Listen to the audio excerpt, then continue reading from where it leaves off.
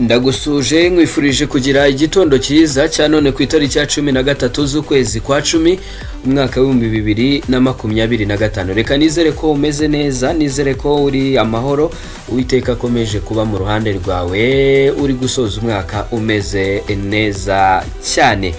Tugarutse muri ya gahunda yacu tukugezaho amakuru menshi agiye atandukanye, cyane cyane nyine agezweho mu mikino, ama breaking news mu rugo rw'ama breaking news hano kuri Sawa TV.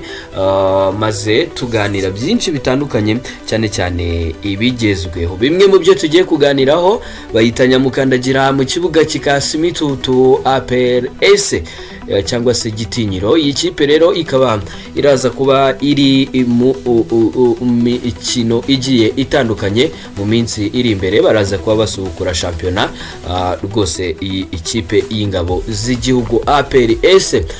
Uretse ibyo kandi harimo amakuru menshi agiye atandukanye, namenye Zandani kuri Dauda Isifu ndetse n'uwitwa Mamadou Si, namenye amakuru yabo y'indani ndetse n'icyo ubushakashatsi nicyo ari ubwo nukugira subwo babyita kugira utera kunika n'ibyavuye muri mu bunetse oya reka mvuge ngo investigation mu cyongereza nibwo byumvikana neza. Icyavuye muri investigation, mumbwira ikinyarwanda cyabyo neza mukimbwire. Icyavuye muri investigation ndetse rwose bimwe mu byo ubuyobozi bwamaze kumenya kuri aba basore babiri, by'umwihariko iperereza. Okay. Icyamaze kuba kiva mu iperereza cyangwa se ibyo ubuyobozi bwa PERI bwamaze kubona mu iperereza, by'umwihariko kuri aba basore babiri, Dauda Isifu ndetse na Mamadou Si, ibi ngibi byamaze kuba bimenyekana. Ninjye wa mbere ugiye kubikubwira, gumana nanjye kugira ngo ubashe kumenya icyo ubuyobozi bwa APRS buvuga kuri aba bakinnyi bombi, by'umwihariko Mamadou Si ndetse n'uwitwa Dauda Isifu. Ariko kandi ibitari ibyo, mfite amakuru mashya kuri Sheikh Jibril Ouattara, uyu mukinnyi w'umuburikinabe, uyu munyaburikina Faso rwose akaba ari kuvugwa amakuru menshi agiye atandukanye, amakuru asa nkaho ari meza cyane ku bakunzi ba ekipe ya APRS. Gitinyiro kabisa, ikaba iri kuvugwamo amakuru kuri uyu nguyu Ouattara, nyine akaba ari kugenda atangaza ibintu byinshi bigiye bitandukanye. Ibi byose rero kimwe n'ibindi byose tutakubwiye muri ekipe ya APR turaza kuba tubiganiraho, n'andi ma ekipe agiye atandukanye turaza kuganiraho. Muri ekipe ya Rayon Sport, iyi kipe y'igikundiro nayo iri kuvugamo amakuru menshi agiye atandukanye. Iyi kipe rero ikaba nayo iri kwitegura kuba yagaruka muri shampiyona. Abakinnyi bayo barimo Asmani Kumana ndetse n'uwitwa Forunganye. Abangaba bameze neza cyane ndetse imyitozo bayigejeje kure, ku buryo rwose mu gihe cyavuba aba babiri Forunganye ndetse n'uwitwa Asmani Kumana baraza kuba bari kugenda bigaragaza, baraza kuba bahari bameze neza cyane. Ngira ngo ni bimwe muri ibyo ngibyo turaza kuba tuganiraho muri iyi kipe. Kuri ekipe y'igihugu Amavubi ku munsi w'ejo ku itariki ya 14 iraza kuba ikina umukino wa nyuma mu itsinda C, n'umukino wo gushaka itike yo kwerekeza mu mikino y'igikombe cy'isi kizabera muri Amerika muri 2026. Uyu munsi rero ekipe y'igihugu y'u Rwanda ikaba iherereye muri Afrika y'Epfo, aho igomba kubicakirana ku munsi w'ejo na ekipe ya Bafana Afrika y'Epfo kabisa, bareba ko babona itike, nubwo bo ibyo kubona itike byamaze kuba inzozi, byamaze kuba biba inzozi rwose, bikaba byaranageze gute, bikaba byaranarangiye. Iyi kipe rero yacu y'Amavubi ikaba iri gukora ibishoboka byose byibuze ngibona amanota 3, nubwo itakina na match de barrage, ariko byibuze at least byibuze ibe subwo mbivuge gute, nyine wenda dutahane n'iryo nota n'iryo shema, dutahane n'iryo shema, tugira amanota nyine wenda navuga ngo afatika. So nibyo ngibyo rero tugiye kuba tuganiraho. Munyemerera ahubwo tudatinze duhere ku ikipe duhere kuri ekipe y'igihugu Amavubi, duhere kuri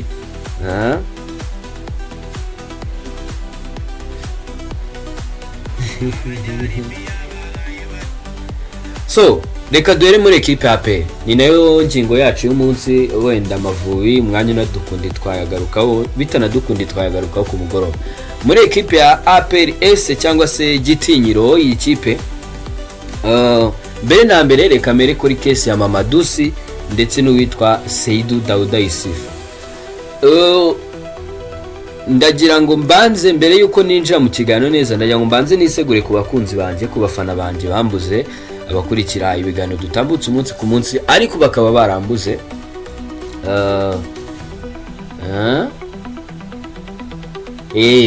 So abo bakunzi rero banje bambuze, mbere na mbere ikintu nshaka kubabwira, ndashaka kubabwira ngo hari ibintu mugiyemo bijyanye na graduation ya University of Rwanda. Ndi umwe mu bazagraduatinga muri kuri uyu wa gatanu. Nzaba ndi graduatinga muri University of Rwanda, cyangwa se wenda ndi gusoza, ubwo wenda reka mvuge mu Kinyarwanda cyiza, nzaba ndi gusoza icyiciro cya mbere cya kaminuza, icyiciro cya kabiri cya kaminuza. So ubwo rero niyo mpamvu mwambuze, ndaza kuba ndi umwe mu bari ku graduatinga muri University of Rwanda muri kuri uyu wa gatanu. Tuzaba tuyihuye. Ubwo n'undi wese ushaka kunjoininga, it's fine, ushobora kunyandikira DM, unyandikire. Niba ushaka kuza kwifatanya nanjye, it's fine. I will graduate on 17th. Hasigaye iminsi 4-3 gutyo tukajya kuba tugraduating. So niyo mpamvu mwambuze muri iyi minsi ndi gukora ikiganiro kimwe, sinkora icya kabiri, ariko uyu munsi kuva uyu munsi kugeza nko kwa 4 ndagerageza ibiganiro byo muraza kongera kubibona nkuko byari bisanzwe. Wenda ahubwo nyuma yo kwa 4 ndonyambe bize nongere mboneke nyuma yo ku cyumweru, ariko ubundi meze neza kandi ndi tayari. So nimuzagiye ngo wenda hari ikindi kibazo nagize, cyangwa se ngo hari akandi kazi nagiyemo, cyangwa se ngo Sawa TV narayiretseho. Ya Sawa TV ni umuryango wanjye, niho mu rugo iwanje. So rero ntabwo napfa kuhava gutyo gusa, even n'igihe bizaba bitagishoboka ko tuhakura amafaranga, kuhakoreraho bizahoraho. Ibyo byo nabikwizeza, kuhakoreraho bizahoraho. Ibyo byo nabikwizera, no matter how, no matter what, amafaranga aba hari cyangwa adahari, kuhakoreraho bizahoraho. Ibyo byo ndabigusezeranyije. Ubwo abankunze nimuzigire mutusha gato bamuvuga mutari Bosco yaragiye baramwirukanye iki niki. Aha ni mu rugo iwanjye, ntabwo umuntu bapfa kumwirukana mu rugo rwe. Ari nje ndahari 100%. So niwumve ko nagiye rero, ukomeze ukurikira ibiganiro. Ninzajya nshyiraho nibi biganiro by'amaradiyo, suko mba mbikunze, ahubwo nuko mba mvuga ni bakunzi banjye bakeneye kumenya naho isi igeze. Hari abantu batumva amakuru y'imikino ahandi bayumvira hano. Navuga ni reka mbatemo rero cyane, ariko ndabizi ko mba mukeneye Zandani nk'izi zanjye, mba niteguriye, ndabizi cyane. Ubwo rero mbiseguyeho kubera izo mpamvu ndimo nditegura graduation, ntabwo ndi kuboneka nk'uko bikwiye. So twinjira rero muri ekipe ya APR. Mbere na mbere ndavuga ku kintu kijyanye ngira ngo ku kintu kijyanye n'umutoza n'umutoza yego n'aba bakinnyi babiri. Mbere na mbere muri ekipe ya APR S ntabwo tuzi APR yahagaritse abakinnyi ukwezi ngo yongere bagarure mu kibuga. Ibyo byo nibikunda. Muri make niba mushaka kunyumva neza cyangwa se muri kunyumva neza, icyo ushobora kumvamo aho ngaho, icyo wakumvamo aho ngaho ni iki ngiki.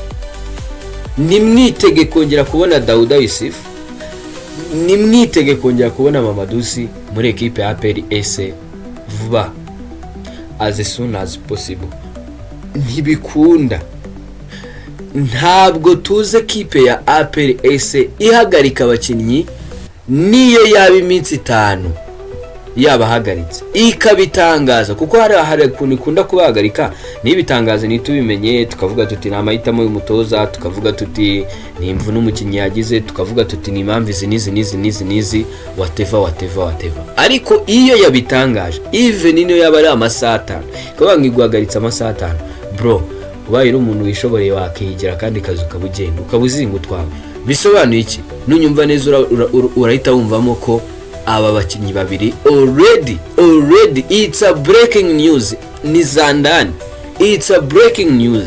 Daouda Yusuf Mamadusi cyane ko barimo baragira ngo Mamadusi niwe byari byavuzwe ko yasinye imyaka 3 ariko Dauda we ni 2. Sinibuka neza niba sindishwa neza ko Mamadusi yasinye imyaka 3, sindishwa neza, ariko icyo nzi nuko n'ubundi umwe muri aba cyangwa bose bari gusoza amasezerano n'ubundi still bagombaga gusozanya n'uyu mwaka twatangiye. So amakuru ahari rero, APRS yafashe umwanzuro wo gusora ririya tangazo yamaze kwemera cyangwa se guhamanya usubwo ndabivuga gute, okay, guhamanya n'abavuze ko aba bakinnyi bakoze amakosa. Nuko ngo ubuyobozi bukuru bwa APR burangajwe imbere na chairman, ntabwo ari mu Misiri, ariko yafashe umwanzuro wo gutera sinya kuri iriya tangazo. Iryo tangazo muri kubona, yafashe umwanzuro wo kubwira abashinzwe imbuga nkoranyambaga za APR ati murekure iryo tangazo, kuko already yamaze kwemera ibyo iperereza ryavuze. Iperereza rikavuga ikirere, nubwo hari bamwe babyemera abandi ntibabyemere, cyane wenda bitewe nuko baba batezeho injawuro. Bamwe babatezeho injawuro, abandi sinzi biki n'ibiki, ariko amakuru ahari nizeye 100% nuko APRS yatangiye ibiganiro bishya na Dauda Yusuf ndetse na Mamadusi, cyane Dauda Yusuf. Niba ari uko Mamadusi we agifite undi mwaka urenga ku masezerano simbizi, ariko amakuru namenye nuko APRS yatangiye ibiganiro ku mpande zombi kuri aba bakinnyi kugira ngo ishobore cyangwa se bashobore kuba bagira bate, bashobore kuba basesa amasezerano bakaba batandukana mu bwumvikane. Ibitari ibyo APRS yiteguye kubareka bakaguma muri equipe ya APR badakina, ikemera ikabayimba nk'uko amasezerano abivuga, ariko nabo baba bari kuvetera. Uri umukinnyi uzi icyo ushaka, hari ibintu wirinda, hari situation wirinda nk'izi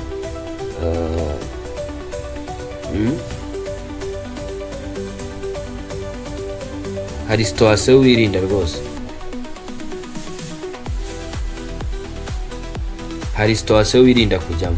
So ubwo rero ubuyobozi bwa APRS bwo bukaba bwaramaze gutangaza ko bidasubirwaho utiteguye kugira gute, utiteguye kuba bugumana n'aba bakinnyi, yaba Dauda Yusuf ndetse n'uwitwa Mamadusi. Ayo ni amakuru y'indani, ninkubwira y'indani ubyumve, ayo ni ay'indani. I can bet APRS iratandukana n'uyu mukinnyi cyangwa se aba bakinnyi as soon as possible. Ntabwo iragumana n'aba bakinnyi as soon as possible, oya, iratandukana nabo as soon as possible, as soon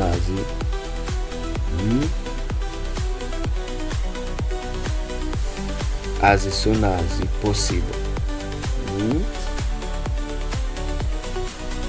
So njango nibyo ngibyo rero, ubwo se si ibyo ra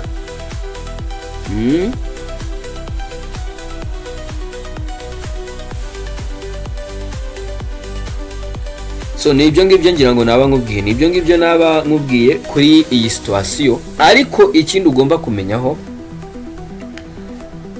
APRS ntabwo yiteguye gutangaza muri donc muri hagati y'uko kwa 10 kugeza mu kwa mbere, ntabwo yiteguye gutangaza ngo yatandukanye n'abakinnyi. Oya, APRS yo iperereza ryayo, urumve rega, niyo bakora iperereza ntiribafate, donc bagasanga abakinnyi bararengana, uko byagenda kose n'ubundi uko byagenda kose uri kumva APRS igomba gutandukana niyo ya kuberega buriya iyo bamaze kwica umukinnyi mu mutwe, donc wamuhagaritse iminsi 30, habayeho case imbere za Dauda murazibuka ibyagiye biba ibi nibi no ibintu nk'ibyo. Ibyo byose iyo bimaze kuba umukinnyi ntabwo abakiri tayari mu mutwe. Nugiye ngo ubundi aba bakinnyi APR iracyabakeneye hoya, abakinnyi bamaze guhagarika gutya ni kimenyetso, donc ni process, ni step ya mbere iyo gutandukana n'umukinnyi. Donc iyo byamaze kuba gutya ngaho sinzi discipline ngaho, kandi ibi ntabwo ari ubwa mbere byari bivuzwe, ni nk'ubwa gatatu ngaho ibi nibi sinzi whatever ibintu nk'ibyo ngibyo. Ibi byose biba bisigwa cyangwa se biba bisobanuye ko equipe yatangiye process zo gutandukana n'abakinnyi. Mu magambo make ngewe nsuza kuri aba bakinnyi, APR yamaze gutandukana mu mvugo, yamaze gutandukana na Mamadusi ndetse na Dauda Yusuf. I can bet and I am very sure ko aba bakinnyi bombi uko ari babiri already ntabwo bakiri mu bakinnyi ba APR cyane cyane sezitaha. Aba ni abakinnyi baraza kuba batakiri muri equipe ya APR. Undi mukinnyi wo kugarukwaho ni uwitwa Sheikh Jibril Watara. Mbere na mbere reka mbabwire ko Watara hari amakuru yavuzwe ko ngo yakize, ngo yatangiye imyitozo. Mbere na mbere kambabwire ko ayo makuru ari ibihuha. Ayo makuru it's a rumors. Ayo makuru ni ibihuha. Ayo makuru ni ibihuha ijana ku ijana. Ayo makuru ni ibihuha. So icyo ndi gushaka kukubwira ni iki? Icyo ndi gushaka kukubwira mbere na mbere, Sheikh Jibril Watara uburwayi arwaye ntabwo ari uburwayi butuma aremba, ntabwo ari uburwayi bwo kutuma ajya mu bitaro, ntabwo ari uburwayi bwo kujya kuremba, ntabwo ari uburwayi buramutuma adatambuka, si uburwayi bwatuma atareba match, si uburwayi bwatuma yewe buriya nta kitozo gasanzwe ko gutera kuri baro abishatse yagakora. Abishatse yagakora rwose bikumva. So ariko nubwo bimeze gutyo bwose,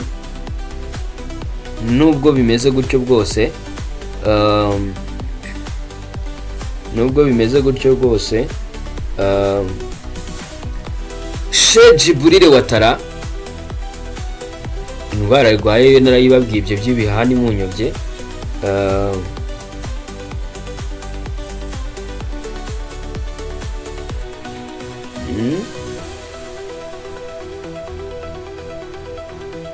Indwara arwaye narayibabwiye, ariko icyo abantu icyambere abantu bakwiye kumenya, abantu bakwiye kumenya ko Sheikh Jibril Watara, ngewe nkureho n'ayo makuru y'ibintuza sinzi niyo muyakura, ariko wenda reka nere kubyitaho. Ariko mbere na mbere mumenye ko Sheikh Jibril Watara ntabwo ari umukinnyi wa APR mu gihe cyavu. Okay, ni umukinnyi wa APR, mutaza kunyumva nabi, ariko nanone si umukinnyi uraza kuboneka nyuma y'uku kwezi. Oya, at least Sheikh Jibril Watara narabibabwiye azagaragara mu kibuga vuba hashoboka, ni mu kwezi kwa 12. Vuba hashoboka ni mu kwezi kwa 12. Ibyo byo I can bet.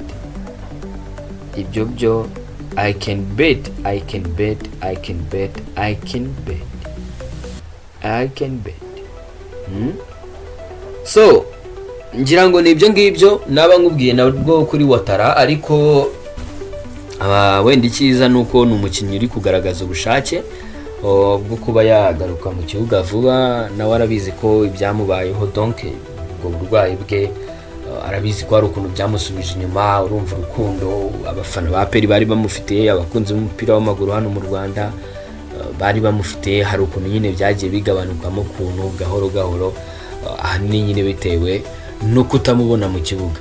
Imikino itandukanye APR yakinnye Sekafa ikayikina adahari, ngaho imikino ya CAF Champions League, ngaho umukino wa shampiyona, iyo mikino yose atashoboye kugaragaramo. Ni ikibazo cyari gikomeye cyane kuri ekipe ya APR ndetse no ku bakunzi bayo muri rusange. So ikindi ubwo cyo kugarukaho cyangwa se muri APR reka tuze no kwiganiraho ku mugoroba, iri gukora imyitozo. Ngira ngo nyuma yo muri weekend hari shampiyona, wenda tuzagenda tuyigarukaho. Weekend shampiyona iraza kuba yagarutse, ndetse rwose baraza kuba igaragaza. Ekipe ya APR nayo iraza kuba yigaragaza, ubwo tuzagenda tubigarukaho. Ubwo wenda mbisozanya na ekipe y'igihugu iri muri Afrika y'Epfo. Ngira ngo ni ku munsi w'ejo ku itariki 14 bazaba bakina na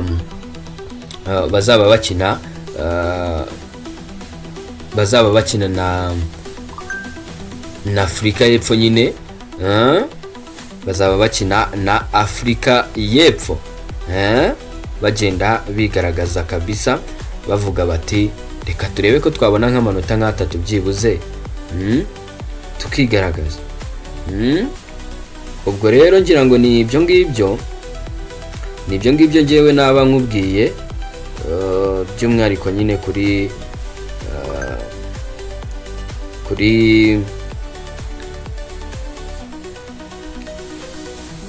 ekipe y'igihugu Amavubi. Ni n'ibyo ngibyo rwose umuntu yagarukaho. Ikindi wenda abakinnyi bose bameze neza, bose barahari, bameze neza cyane rwose, bose barahari. Umutoza ntabwo yiteguye gukora impinduka ku bakinnyi yakinishije, n'ubundi still n'ubundi ni babandi araza kuba manura mu kibuga. Ubwo rero araza kuba akora ibishoboka byose,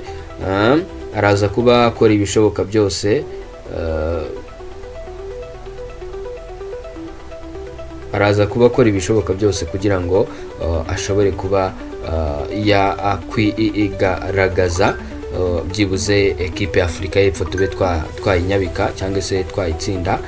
Ubwo ngira ngo ni ibyo ngibyo kabisa twaba tugarutseho. Ubwo wenda ikipe y'igihugu Amavubi kuko irakina ku munsi w'ejo, turayigarukaho nayo ku mugoroba, rwose by'umwihariko turaza kuba tuyiganiraho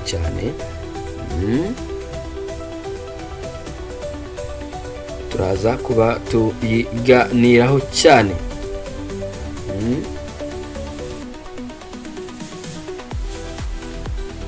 So ngira ngo ni ibyo ngibyo twaba tugarutseho. Ibindi reka tuze kuba tubiganiraho mu masaha ari imbere. Muri ekipa ya Rayon Sport nabo imyitozo irakomeje. Asmandi Kumana ameze neza, ari kugenda akora imyitozo. Fonganye amaze w'igihe kinini akora imyitozo, nawe ameze neza. Ewana bariyo muri iyi minsi baraza kuturasa bimwe bikomeye cyane. Bameze neza cyane, abariyo.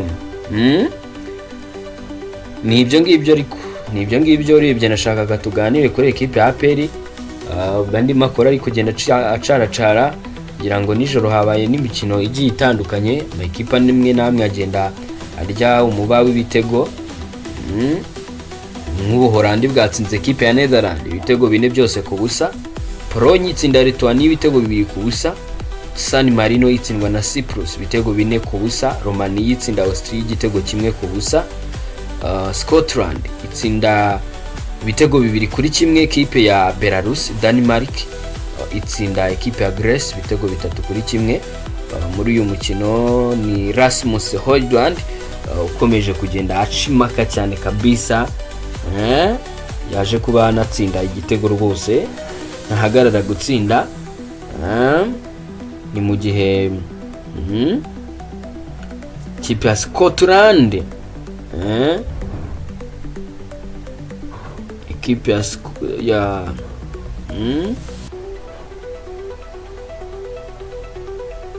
so njango ni ibyo ngibyo, reka ibindi tuze kubigarukaho ku mugoroba. bashimire cyane re